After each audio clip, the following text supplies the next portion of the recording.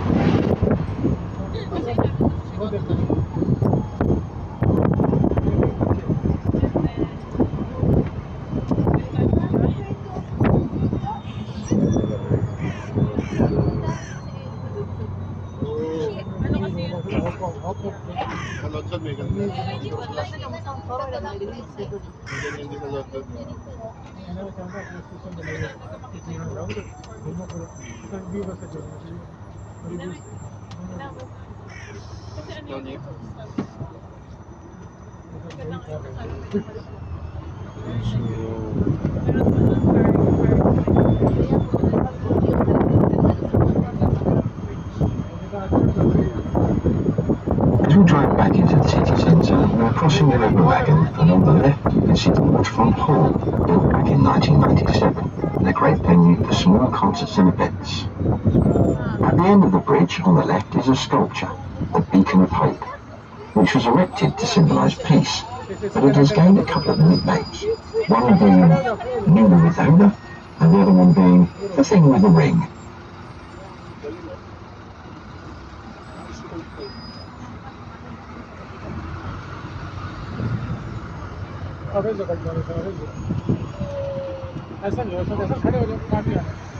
मेरा मत खींचो मोबाइल गिर सकती है.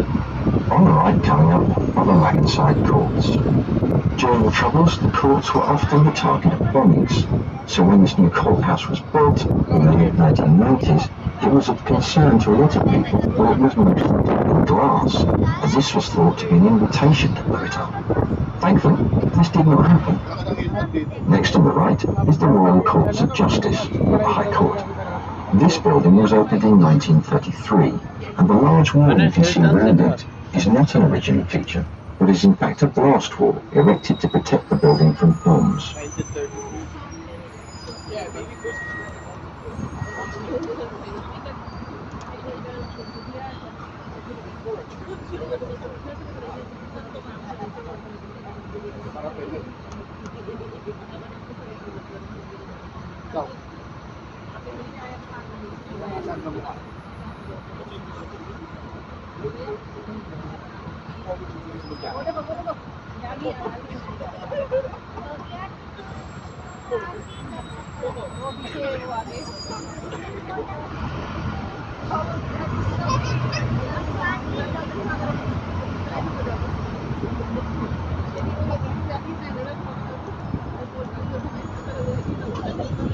On the left is St George's Market, a Victorian indoor market that has several thriving markets a week.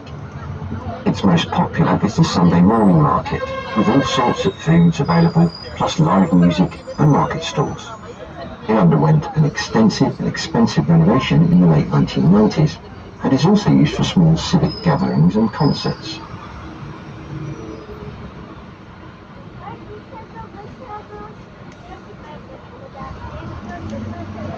नाम आ रहा है ना नाम वो करोगे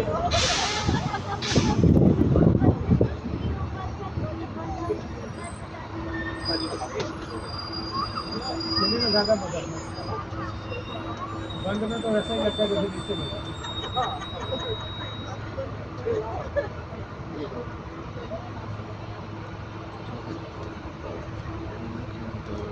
अरे हमारी एक वीडियो निकाले जैसे हम तीनों बैठे हैं और बस हाँ बार बार आ रही है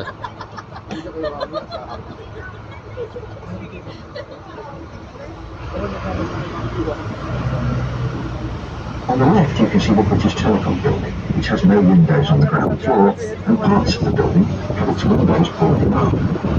This is an example of a government building from the 1980s and 1990s, very heavily fortified and built to take minimal damage from a bomb blast. We will be travelling along the rural City Hall and turning left into Bedford Street.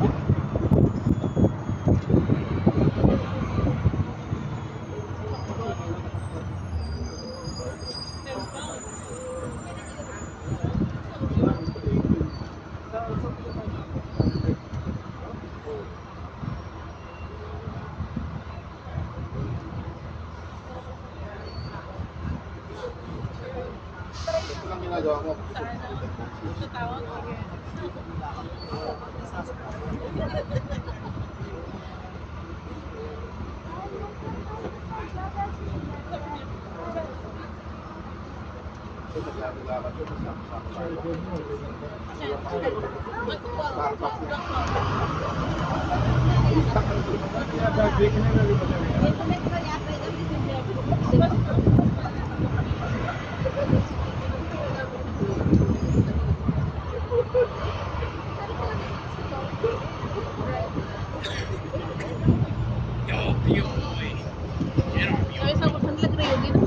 नहीं नहीं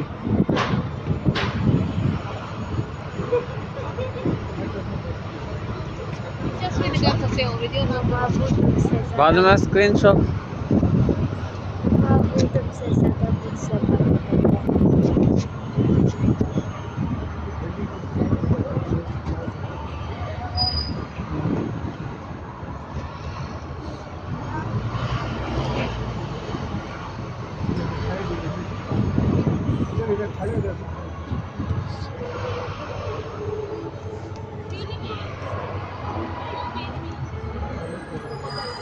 On the left, you will see the Ulster Hall, the Victorian Events Hall, which has seen many performances from bands like the Rolling Stones, AC/DC, Simple Minds and Ruby Murray.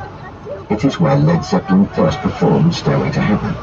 It has also been a venue for political meetings, boxing matches, and has even hosted beer festivals. After the Ulster Hall, as we approach the traffic lights, is the BBC Northern Ireland headquarters.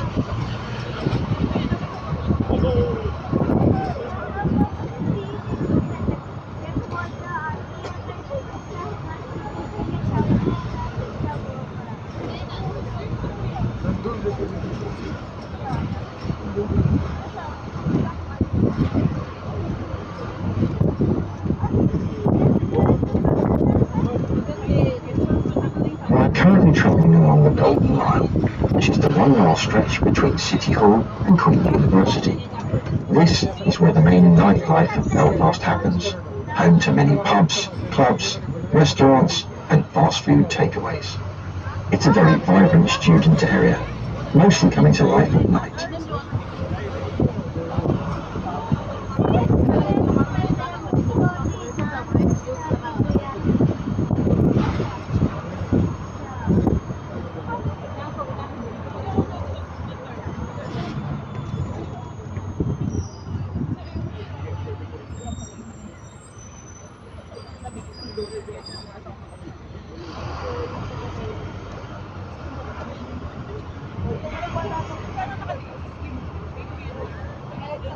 Travelling through Shaftesbury Square, we can see a very busy area for nightlife, including Waverey's, an historic family-owned bar on the left, and Benedict's Hotel on the right, a great spot for cocktails and evening meals.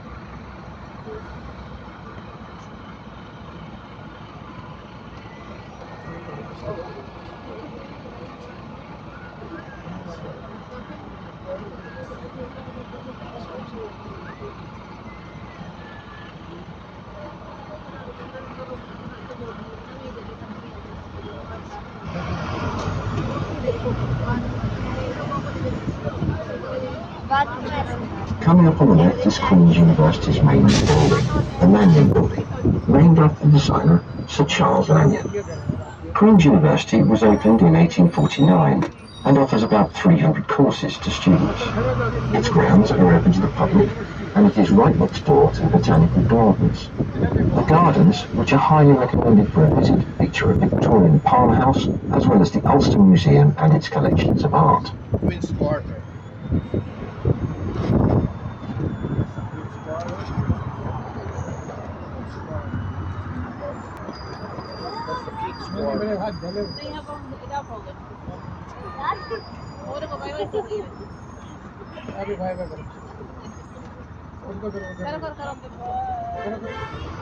करो आप कोई कर रही है आप कोई कर रही कौन सी यूनिवर्सिटी में पढ़ाई थी कौन सी यूनिवर्सिटी कर दो तस्वीर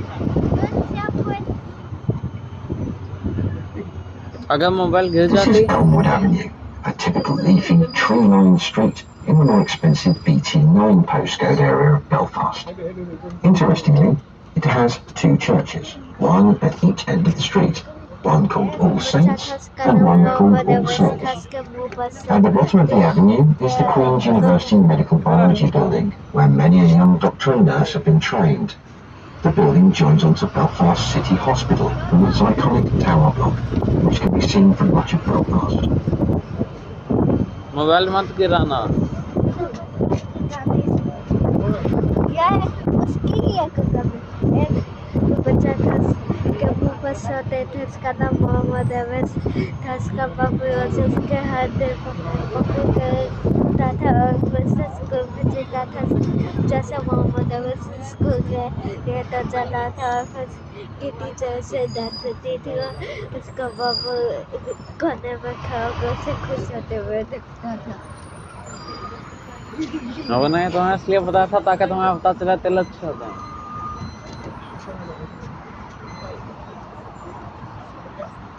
कैसा टूर हो रहा है बच्चे अच्छा जैसे तो मन करे गर्मी पड़ रही है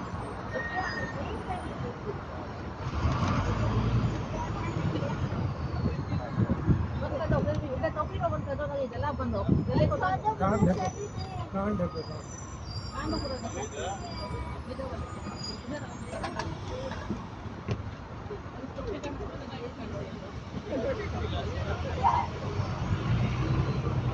Passing the city hospital on the left, an old cement hotel can be seen on the right.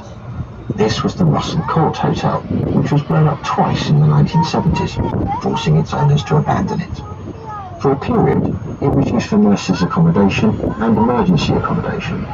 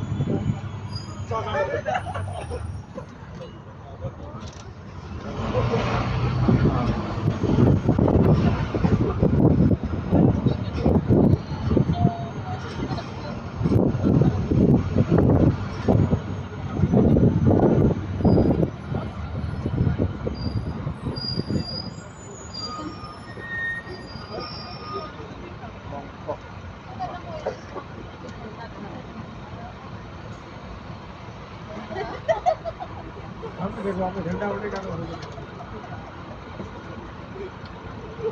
मुझे तो देखो इधर देखो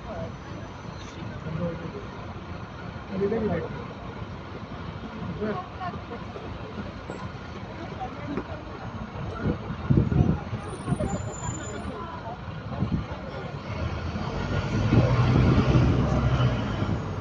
This is a very old part of Belfast called Sandy Row, which is currently undergoing redevelopment thanks to a new transport hub. This is a Protestant loyalist area and was home to Alex Higgins, who was world snooker champion in both 1972 and 1982. Various murals can be seen along Sandy Row, including one of George Best, the legendary footballer from East Belfast, who now has an airport named after him.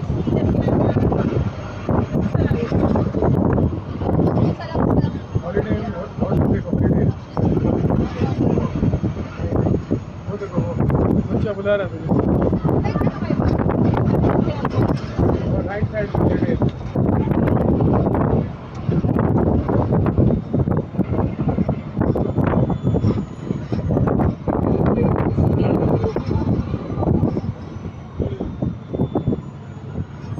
As we turn right out of Sandy Row, if you look to the left, you can see one of the largest murals in Belfast, which is of King William III, the Dutch Prince of Orange. We will now pass by some of Belfast's newest hotels, and then back onto the Golden Mile.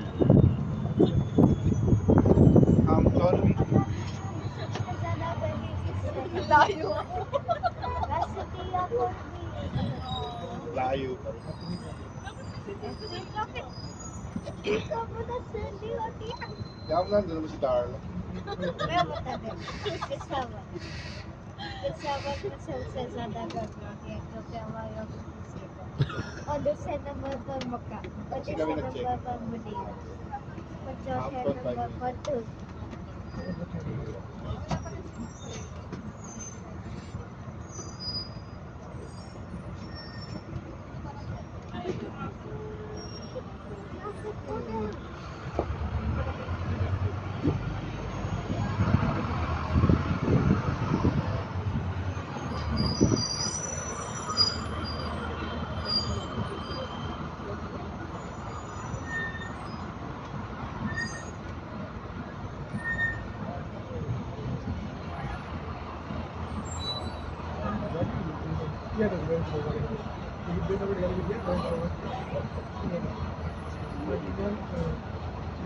Colour blue होता है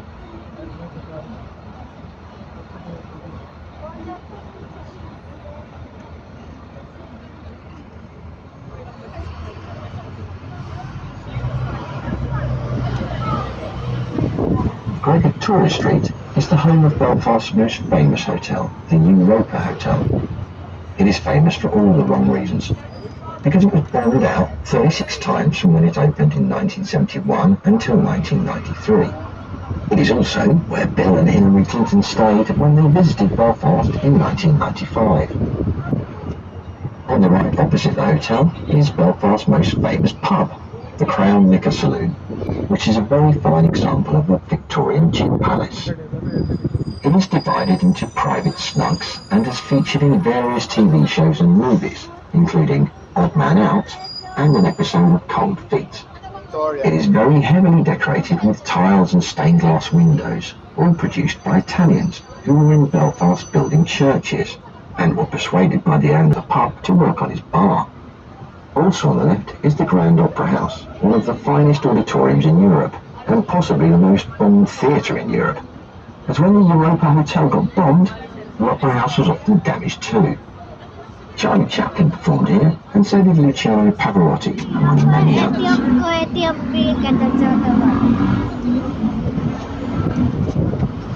Belfast was in the headlines for all the wrong reasons for much of the 20th century, and even into the 21st century, as sectarian tensions boiled over between the two communities in the city. The Protestant Unionist side of the community were called Loyalists, as they were loyal to the King or Queen and wished to remain part of the UK. On the other side, the Roman Catholic nationalist side of the community, known as Republicans, desired to have a united Ireland with no British influence or control. This was a very sad and depressing time for Belfast and its inhabitants, as the Republican terror groups tried to bomb the British out of Ireland, and in return, the Loyalist terror groups resorted to shooting and killing people from the Republican side of the community. Both groups succeeded in killing many innocent people. These tensions became known as the Troubles, which was a civil war between the two communities from 1969 until 1998, when the Good Friday Agreement was signed after a referendum which was voted for overwhelmingly by the population of Northern Ireland.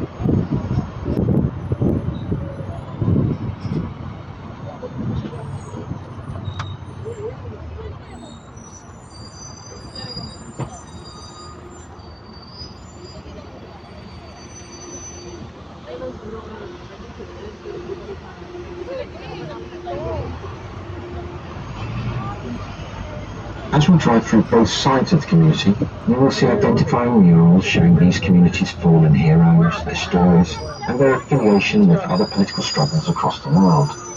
We will also look at the peace wars of Belfast, brought by the British Army starting in 1969, when they tried to divide the communities for their own safety.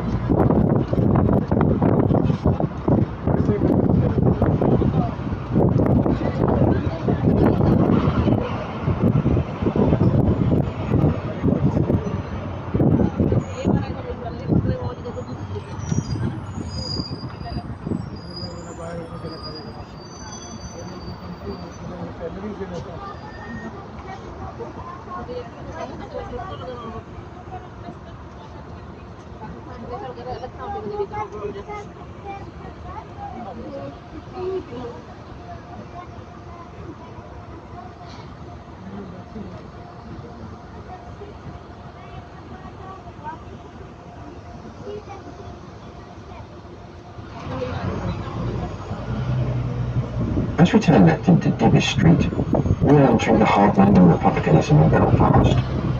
In front of us, we can see Divis Tower, a typical 1960s cement tower block with 96 flats of social housing similar to those found across Europe. However, this building is very different. During the 1970s, the British Army occupied the top 2 floors of this building and used it as an army observation post with great views across Belfast from the top. This post remained until 2005. When the building was used by the army, they could only access the post by helicopter, as it would be too dangerous to use the stairs. The tower features prominently in a local TV comedy series called Give My Head Peace.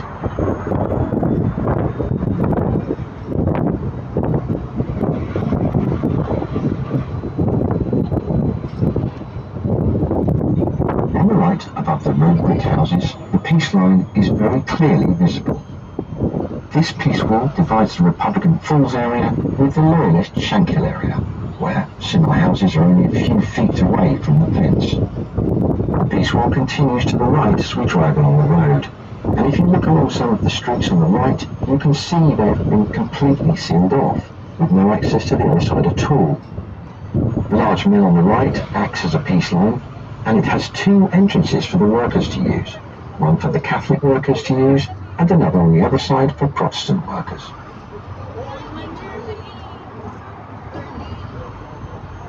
The wall of the flour mill has numerous murals painted on it, and is known as the International Wall. The murals here have been painted by the Republican side of the community, and are often changed to show current international conflicts, as well as local heroes and conflict memorials. As we turn right onto Northumberland Street, we can see a set of gates. These are closed every night at 7 p.m. and reopened at 7 a.m. These are just one set of gates, and this is just one peace wall of many across Belfast. We're now crossing over from the Republican Falls area into the Loyalist Shankill area. As soon as we cross the peace line, it is immediately apparent that we are in the Loyalist area, as the murals to the right of the bus show Union flags and memorials of the First and Second World Wars. Before taking a look at Loyalist Shankill, we're going to travel along the peace wall to give you an idea of its scale. The peace walls were built by the British Army back in 1969, when the army had been called into Northern Ireland at the request of the Republican side of the community to protect them from the Loyalist side of the community.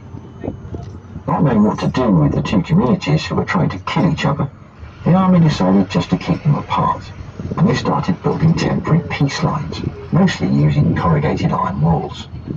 Soon they realised they would need stronger walls and started to build them from reinforced concrete.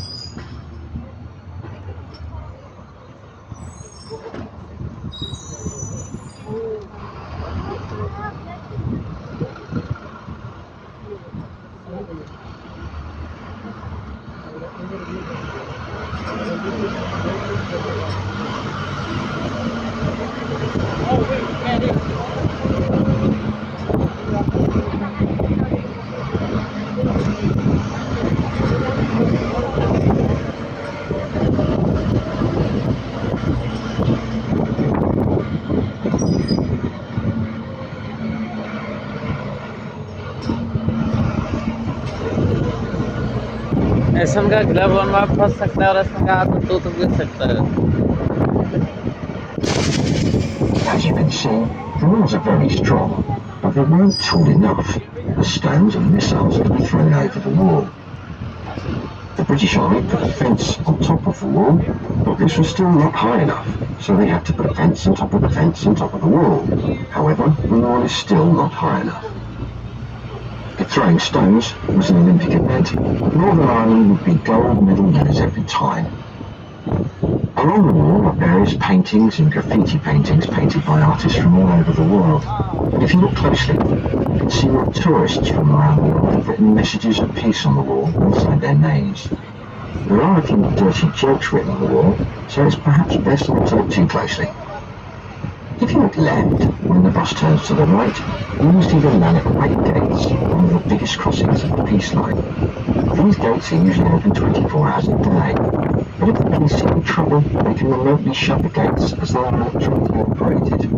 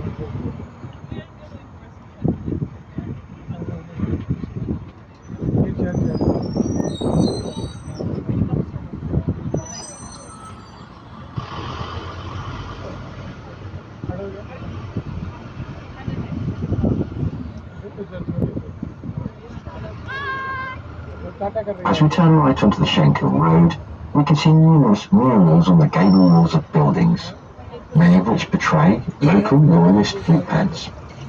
Others show memorials from the First and Second World Wars, as many people from this area would have joined the British Army and still do to this day.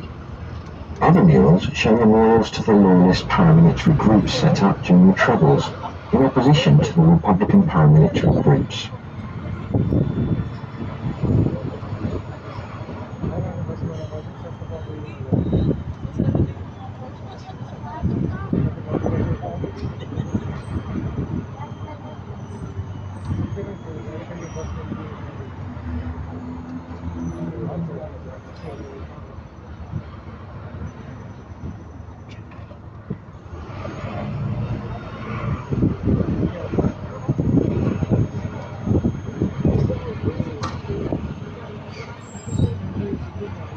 On the left is the Cork Credit Union building.